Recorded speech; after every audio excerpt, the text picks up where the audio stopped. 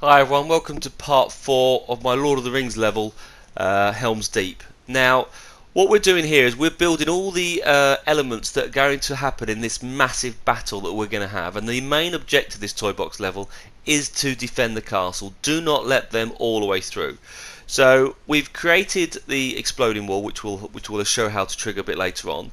We've created these siege towers and how they breach the wall. But what we need to do is we need to have other objectives other than just kill enemies.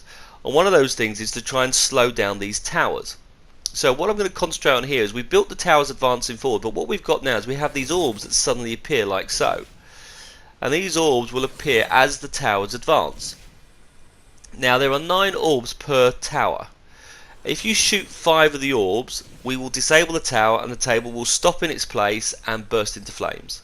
Okay, but while this is going to be going off, we're going to have catapults firing at us, we're going to have explosions going across, we're going to try and make it a massive battle as possible. So this just gives you the idea as these orbs appear. If you don't shoot them in time, they will disappear off. So the one to the left I think we just missed, so the one on the left just come on. And there you see, middle tower, we've hit 5 of those orbs and that has now blown up. And it's now all on fire and it stopped moving. And if it stops moving, it won't ever get to the point where it triggers the enemy to appear. So we have now disabled that tower. Okay, so we've got another shoot 5, another 5. I'm just going to go over here. Now while we're focusing on this tower, we're missing the orbs on the left hand side. You'll see them, we're going to miss those one. They're going to disappear off.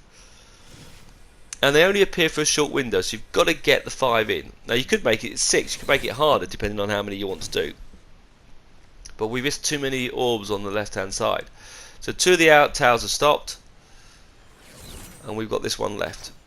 Now like I said, we're putting all these elements together, so I'm showing you independently little sections, but when we get to the end version, all these will be going off at the same time. So there'll be so much going off in the battle, it will be like a big giant battle like they do in the film. That's the plan anyway. So we'll show you all these elements as they come together. But in this clip, we're just going to focus on these orbs, how we target them, how we get them to switch on and off, and how if we shoot 5, they'll blow up the towers and set them up. And obviously, when we redo the level and we want to try again, we need to reset it all. Now, strange enough, it's not that complicated, but we like to keep all these little things isolated and separate. So in this case, we didn't stop the tower in advancing, and now we've got an endless enemy on our wall that we now have to attack. So let me show you how I put this all together. If you like what you see, please tag a like option. Yeah, it really does help with keeping Disney Infinity going. So if you're a big Disney Infinity fan, you hitting that like has a big effect of keeping the webs showing up Disney Infinity and people taking a note. So definitely, if you think what you've seen is good, please, if you don't mind, tag the like option. Like I say, we will carry on showing these clips. We've got a few other more. I think there's about 7 in total before we get to the big final battle. And then just before Star Wars Battlefront 2 is released in November, I've got a great Star Wars clip I've got to show you, which I'm pretty sure is going to probably become one of my most popular clips. But I'll keep the suspense building until then. In the meantime, let me show you how we do this particular stage.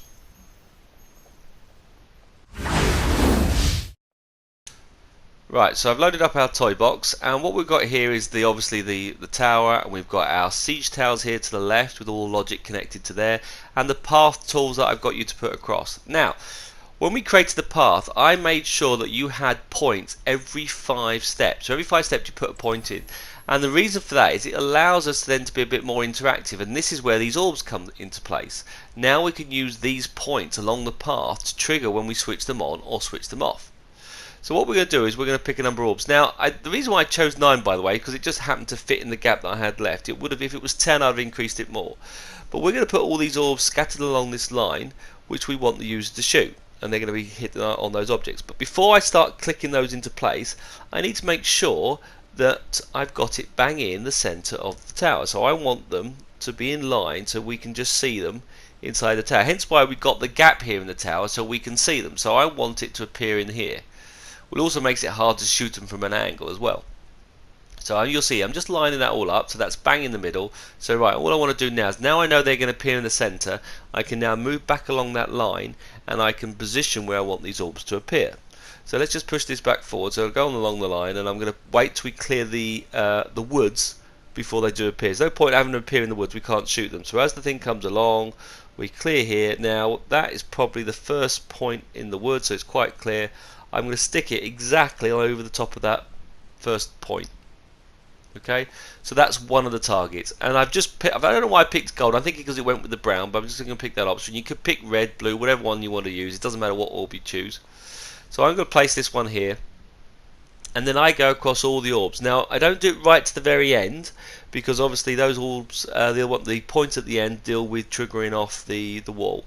So all I'm going to do now is just going to click into each of these points and move them down the line, clicking on each one. So that's point 1, that's point 2, and they're evenly spaced apart. Okay, and I was doing as many as I go across. That's 3. There's number 3, and number 4. Okay, do 5. Making sure it's exactly over it. 6, 7. Number 8.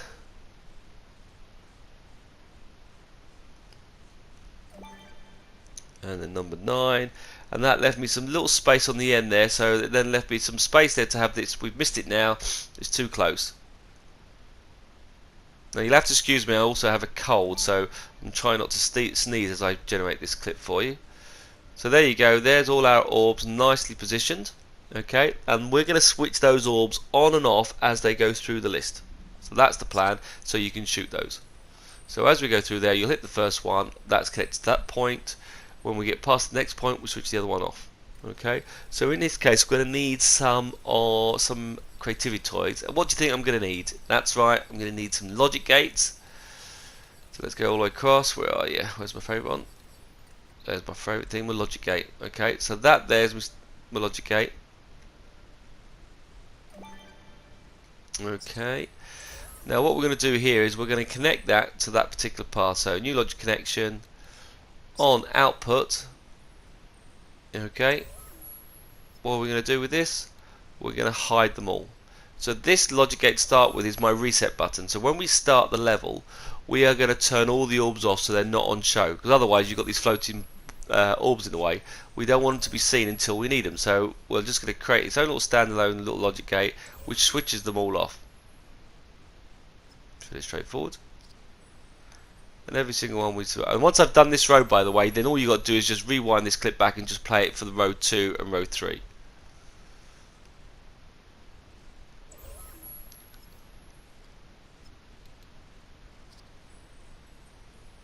Now one thing I tried to start with was I was actually going to have the orbs permanently inside the tower, and I stuck them along a path.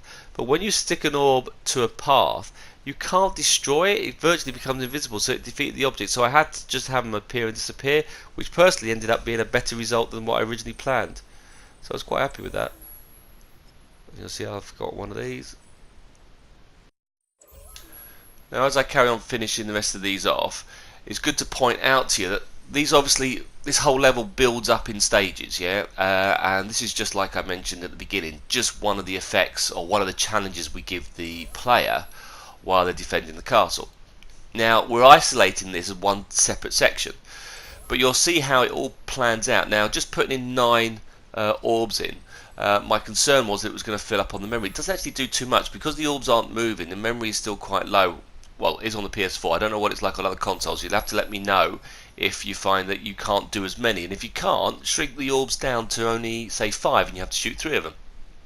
So if you find you're lacking in memory on different consoles, look at shortening different number of objects in there, and that sometimes can help as well. But also make a note of what sections you're doing. I find by just scribbling down on a piece of paper what the different stages are, it does help you to speed things through while you get things connected. I think the biggest trouble with your toy box is that you have to test it, and if you test it and you get it wrong, and you have to just do fine adjustments. If you do too many of those, you just get put off with it, and a lot of people I know have started toy boxes and never got them finished. Right, now I've rambled on a bit there. What we're looking at here now is we've got all those orbs that now when I fire a signal into that logic gate all get reset and switched off. So what we need to look at here now is how do we track how many we've shot. So we need a counter, right? And this counter is going to be set. So again, remember everything we do you're going to repeat for lane 2 and lane 3. So now we've got a counter in there. We do a new logic connection. On output, we hide all those, and can we instantly reset the counter? That's the first job. Yeah, can we reset that? Because we want to say when we start the level again, we can then know we don't have to be halfway through.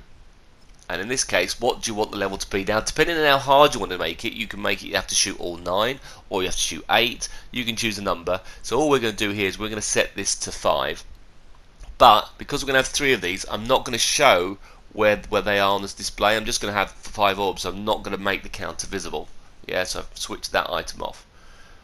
Right, so now all we've got to do now is go back to each of those orbs, and when we destroy them, we have to increase the counter. So on each one of these here now, we're going to go onto this section here, go new logic connection. When broken or collected, can we increase the counter? Which is really good. So increment it by 1. And yes, we have to do it for every single one. Now I've done the whole clip on this one, so you'll see here I've done the whole, and it doesn't take too long. I mean, the whole thing here takes 30 minutes to set up. I say I did this whole thing in an hour. And remember, I've got intro showing you at the moment, so I think the whole thing just for this particular stage is now. And again, you can add or pick your elements that you want for your battle. Now the weird thing with this particular level as we're going through, and the way you're seeing these, you'll notice on my last set of clips, the Echo Base story, I planned that out, really thought that through, and set up the stories, and so I knew it was going to work from day one, and when we started, the whole thing worked anyway. In this particular one, I'd done little test examples, little items here. I actually haven't completed this, so at this stage, I haven't actually done a complete Helm's Deep. So I'm a bit on edge to see how the end result's going to be, because I've posted the clips now. Yeah, so it better end good. It better end good. But from what I've tested, I think it will do. The one that we're going to have following next after this is we're going to have them bombard, like with catapults, bombard the castle, and that's to help us distract us from shooting, and that will also help the castle deteriorate and look like it's under fire. And then I think after that we have the troops. And we're going to use that. And those have seen my how to execute, how to stop an execution. We're going to use that one, and I'm hoping, looking at the numbers that we've got, we should be able to get them in like an army marching towards the wall. I'm going to push it to limit there. This is where I think it will start to struggle. And one thing to be aware of, if you do overload the memory in your toy box, what happens is things don't stop working. They carry on working, but they just it doesn't like crash and end. What it does is it says, well, I've got too much things going off, so it just actually stops a perfectly working item from working. So a lot of people find sometimes the replay tool doesn't work, and that's because there's too much going on and it can't have the memory to play the replay tool, which is quite frustrating. So we've got to try and keep it as low as possible. But the more memories you add, the more memory it'll boost up. So these are almost set up. There you go. All increment by 1. Right, so now we've got that, which is great. How do we do it now? Turn these on. Okay, that's the next question. So if we destroy them all, great, but we don't want them all available from the start. So we know that we're going to pass that signal to set them through. And this is why, like I mentioned, we put these points. So as the thing comes along, as the siege tower comes along, we can say, well, when point reached on path, yeah, can we switch that on? So can we reset that? And that will make that visible. Okay, now as it moves along to the second path, we can then say new logic connection, right? When checkpoint reached on path, right? Can we switch this one on? Yeah, so reset that. But also, the other one needs to come off. So new logic connection, when point reached on path, can we hide the one above? If you haven't broken it, it will already be gone. But if not, can we hide it? So as it goes along the path, it switches it on and switches it off as it goes through. So same thing again at the bottom, new logic connection, when point reached on path, switch that orb on, the one above it on, but switch the one behind it off. Now if it's already been destroyed, it just doesn't do anything because it's already off, so it doesn't matter. But if it doesn't, it will disappear. So that one point does 2 objects, and that's how easy it is to switch the items back on and off. It really is quite straightforward from there. The trick bit now is making the thing stop and burst into fire. But again, you'll be amazed how easy that is. Now all this logic that we put on the middle of the map here, then obviously we are going to hide all these logic gates out of the way. I'm keeping them on so you can see them. And again, make sure you keep them in some sort of format. So you'll see here the very first one is logic gate that triggers it, the second one is the score. So as we go through these, I'm trying to keep them in order and in position so I can go back and trace them. And if you can't remember or you're not good at it, make sure you write it down and put a little note. This does this does this, and just draw a little circle and do that item. It does help to you to keep track. But I bet most people that watch my clips have got a toy box that they've not finished. They started it and they're going to come back to it. Yeah. I still have my very first one. I did a one where I did release it onto the people that had PS4s, but it never got finished, and that was where we crash landed on a Tatooine, and you had to rescue some prisoners, and then you had to get back, and there were so many things I got lost and distracted, and I realised I made the map too big, and that was the problem. Made the map too big, and you'll notice here this map isn't really that big. It looks massive, but it's, I think it's about 6 boxes in square. And like I mentioned before when I was doing the ball one, I'm only now getting my head around that the user won't see the back of this level. So the back of this level looks horrendous. One thing that I really was quite pleased with was the mountain range at the top. The user's never going to be up there. Right? I never planned for the player to be at the top of that mountain, so when we look up it looks all nice and mountain, but if you actually got there, there's just big giant holes that fall through to the endless ground. But I'm hoping that there's no need, they're not worried about that, they're concentrating on the advancing army, so they're never going to look at that. So the angle they view it gives you the effect that it's a big giant mountain range. So, and I'm only now getting to see that, because I tend to in my head want the whole environment, whichever angle I look at, to look perfect. But when you're playing, the user won't ever see that, so it doesn't matter. So the edge of this level here we don't see because the woods are in the way. You don't see the siege towers because they're all hidden behind the woods. So again, I never expect the user to be there. I'm hoping it's going to be too busy defending the battle. That's the plan. And once you get your head around that, then you'll find that your toy boxes can become more just more dynamic in what they offer. Right, so we've got them all set up. Perfect. So they all switch off. So we've now got them all going across, and I've left it so the last two are left to dealing with the bridge. Once you get past, they're done. So that there is our option. Now the big question is, what happens then when you shoot all boxes? Yeah. Alright, so we're going to need an effects generator here.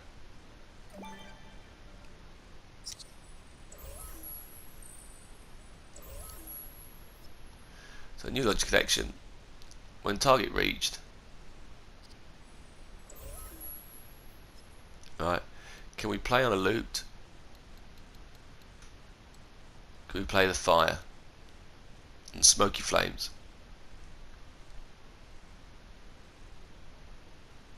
That's easy enough.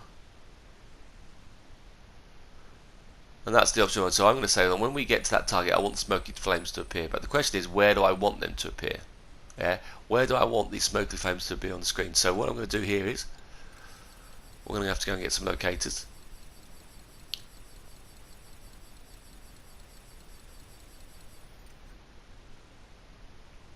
And I'm going to create the locators where I want the flames to appear. So I think I do 4.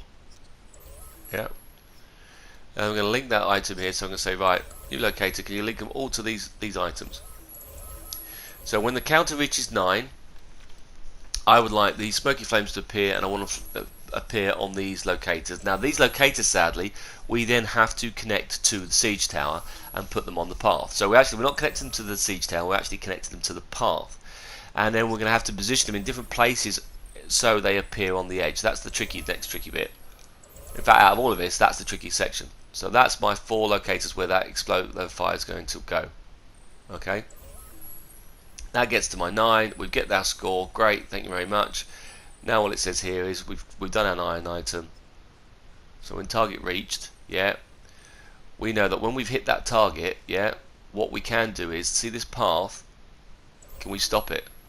That's the locator. I need to go a little bit lower. So we're saying there, when you reach the score, set the effect of it. When you reach the score, turn off the path. If you turn off the path, hey presto, it is bang wherever that item will stop. Yeah, and then the flames will come on. So what we need to do now is locate these. I'm going to move all these over next to our siege tower. So I'm going to grab them all and bring them back. Now I've done the logic connecting them up. I'm just going to move these all back.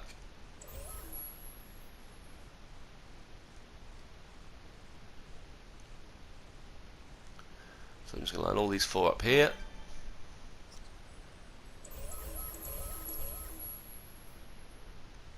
Now another thing we're also going to do, not to forget, is that when we do reset the item, we are going to have to stop the flames going as well. So we're going to have to stop that effect. Let's put this in. And the last one. And if you look at the bar at the sides, we're still not doing too bad. We're about halfway, so that's not too bad at the moment on the locator, on the energy wise. That's not too bad at all. Right. So that there is our effects generator, which will then set on fire when anything goes through. Right, now I'm going to have another effects generator, because the fire is good, but I want a big tower of smoke. So again, when target reach, can you play once, play looped, and it's the smoke one I want. Where is it? Come on. Smoke. And then I want the smoke plume. So that's going to go right up the centre. So the whole smoke's coming through the screen, so I'm quite happy with that. And I'm going to put that directly on a locator that's already there. Now I have a locator that tracks all has the effect for all the smoke going around it already. So this one will let the smoke that goes straight up as well. So that actually has 2 effects located to it, and luckily that's already at the path, so I don't have to worry about that. And like I mentioned, that resets everything, yeah? So then what we do here is when we reset it, new logic connection on output, can we stop all the looping effects? So can we stop that? So stop playing looping effects, so that resets all the fire and all the smoke. Now that we've got the effects stopped, yeah, we've got them all finished, all we've got to do now is every time we restart this level, we've got to just put an input into that gate. That's all we've got to do. And if you remember from our other clips, right over here, when we press this reset button, that button there, that logic gate, resets all the siege towers and all the effects. So all we've got to do is put another connection, so new logic connection on output, and now all we need to do now is input a signal into this logic gate which resets this path. Now obviously you're going to do this again for the other 2 paths, so there'll be 2 other logic gates connected to it, but that will now reset that as we go across. Now the tricky bit, we now need to pin those locators onto the siege tower. Now I've prepared these already on the other towers, so if we move across and have a look, you'll see I have the locators already set up, and that's roughly where I would like them to appear. Okay. Now the only difference with locators is they don't move when we connect them, so it's a bit of a hit and miss. So you'll watch here, I'm just going to connect these first 2 up. So as you'll see, I'll go through here, new path connection, connect it to the path, and it will now stay where it's at. Okay, so like all the other things we've done before, we have to go to properties, and then we go to path properties, and then the first thing we need to do, it has to stay with the logic with the siege tower, so it has to play once and stop. That's fine, so we have that, yeah. And the next thing is positioning it, and again this is going to come to trial and error, but we know we're going to have to raise them up from the ground. So if we go back to the setting here, what we're going to do is we're going to look at going the level up. So we're going to go all the way down to go close to the front. So I think we need to go -2, and then vertical we can go up a few here on the vertical side. And it will be in the middle, so I want to go slightly to the right. I think that will move it to the right. So they're the 3 that you're going to play around with, right? That you've done. I'll do the 2 now, so I'll do these 2 as well. So connect this one here, so new path connection. We'll connect this to this locator here, not locator, this path tool. Right. Then we're going to go and adjust this one. Now this one is going to be slightly up again, but to the left. So we're going to in fact slightly higher. So in this case, we'll go the opposite side, and I'm hoping I've read this right. Also, not forgetting to change the path. One way up, otherwise it will keep looping through, and the fire will keep on moving. We don't want that to happen. Right. So that's going to go up. So we're going to move that back.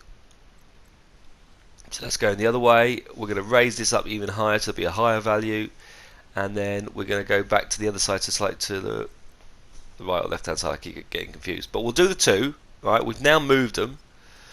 Okay, so now what we'll do now is we'll see what they look like. So if we go across to our little tower, come out here, if we press our reset button, which we've kept always to the left, by the way, always to the left is our reset. What we should see now is those points should have moved, and look, they're not there. Why have they gone? Right? And I think I've moved them back. Look, they're not further enough across. They need to go in. If we look closely, I've moved them the wrong way. So I need to move that one the opposite direction. So it's gone the right side, left and right. So it's the horizontal one I need to change. It needs to be the opposite direction, which I believe is 2. And I'll do the same with the other one. But that's the only way you can do it, is this trial thing and just move one place. Oh, that's where it's gone. But one thing we definitely need to do, we definitely need to move it, otherwise they'll all be stacked on the same one locator, then you wouldn't be able to pick which one it was. Right, so now let's reset the button again. Let's have a look this time. Hopefully they should be at the front. But they are. I could move the other one further across, but I'm happy with that. And now we've got to do the same with the other locators. So let's do the same here. Now these ones want to be slightly higher and they want to be to the far left. So we'll just set these up. So connect it to the path. Oops, that didn't seem to work. Get back to me Spark mode again. A lot easier in Spark mode now, I've got used to it. So new path connection. Link it to the path, put it down. There we go. Okay, let's go to properties. Remember the path scenario. You got sick and tired of me reminding you on this one. I'm only doing that really for myself, because when I play these back, you do realise that I then forget how to do most of my stuff, so I have to watch my own video clips just to remind myself. But it's just that you just like, oh, that's how I did it. I moved it on 2 points and moved it backwards. Right, so there we go. Make sure I play one way and stop, because that affects everything. We forget to do it.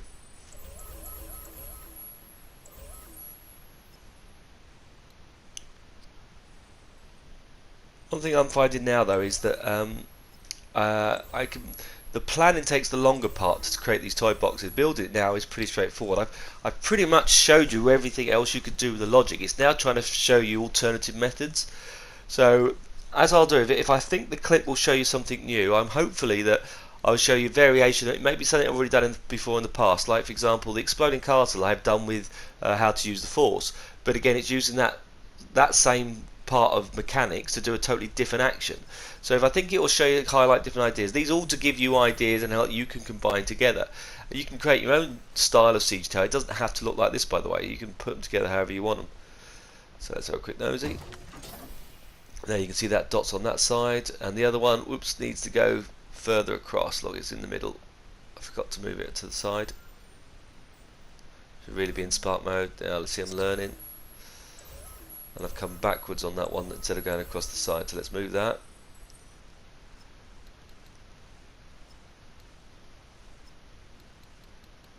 As we go down, right, almost there, and we'll go the other way this time.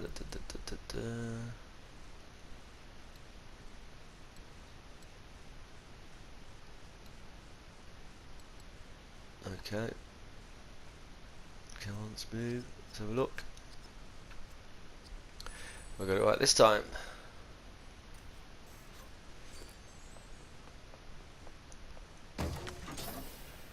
Now obviously, like I keep mentioning, we'll hide all these logic gates at the end out of the way. Where is it? No, I've gone too far this time. Look, I moved it way too wrong. See, it shows you can make it wrong, but then you can just go back and rechange it. So that there, look, has gone way too far forward the front. I got the wrong 2 items. So I need to bring it back on the other side to look back at the properties. So as a horizontal, I wanted to move it left and right. Okay, the vertical I'm okay with on the side. I want to go down, and I want to bring that probably back. And then it's the horizontal one I need to change. There you go. And that should be all our locators done. And if I reset this now, we should be ready to give this another test. Right, double check. How are we going? Looks right on the corner. Okay, that can I'll cope with that. That can stay. So we're ready to rock and roll. So here you go, here's the 3 lanes now complete. So we've got the orbs going across in lane 1, we've got the orbs in lane 2 and 3. And they're staggered differently as well, by the way. Although they are pathed the same, you'll notice they will both start and stop at different times. So we can get, just so the user can get to see what's going on. And obviously I've created logic here. This triggers all these ones off. And again, that's linked back to the start gate and then the other item on the other side. Now obviously when we get to finish all these, those logic gates I'm going to move below the map and hide them out the way. And when the game loads up, we'll also have to trigger it, so we have to get them to disappear because they've loaded up there on the screen. But that's how it'll be set up. But it is just to repeat exactly what I've done in this entire clip for the other 2 lanes. So what I'm going to do now is I'm just going to reset the button. This will then send the logic through to those gates that will clear all those buttons. Yeah. For some reason I just want to press it twice. Right, and this one will trigger it off. This will start the battle. So we will now go back to the castle. And as you'll go back now, you'll notice that the orbs have all disappeared. Have all been reset and switched off. Yeah. So they're all cleared out on our screen. So we come back here on our castle. Yeah. So here we are to defend it. And like you saw at the beginning, as they come through, they're going to trigger it through. Now, like I say, all the logic we've got that's stuck on the wall, on the actual battlefield there, we'll move those below them out of the way. We'll keep them there at the moment just so we know where they exist. But theoretically, those are done. We're never going to touch these orb things again. We are finished with those, so we are ready to move those out of the way. I haven't moved the ones at the back because we're still adding logic to it, like resetting the orbs, like going to be triggering the enemy forces. Right, so as this comes through, you'll see this bit again, but we'll just see as the orbs appear, we will shoot those. And now, obviously, as they're coming through the towers, the user's going to have to guess what they are. What the hell are these things that are going to suddenly appear on the target? We're already prepared for it. Oh no, the towers are coming. Right, and as this one appears first, these orbs will appear first on the screen, so we can shoot this one. Back like that. Okay, so that's 2, and need 3 more, and that tower's gone. Okay, now, next clip's going to follow is that, like I mentioned before, it's too easy, you've got too much time to see what's going on. So, what I want to do is I want a cannon fire, bombardment of cannons to blow up the castle and damage the castle while it's going off. So the explosion will hide things and confuse you. Remember, we're also going to have enemy forces marching on the castle as well, shooting at you. That's not going to make it easy to stop those towers. So in this clip it's really easy to stop, but we will be adding these distractions. So the next clip that should probably go up at the same time as this is we're going to send how we're going to bombard the castle. So show a cool little mechanic there with using switches, so the cannons will be in different locations, different places. And when they hit the castle wall, the castle's going to be in fire and get local damage. So it looks like that we're properly under fire. But I hope you find that interesting. Yeah, I hope you like this little effect. It really is just a visual effect to help with the battleground, and then we'll worry about getting all the troops together. So guys, as I'll let this siege tower come to the end, thanks for watching. I hope you like them all, and as I say, I'll get another clip to you straight away. Cheers guys, speak to you soon. Bye.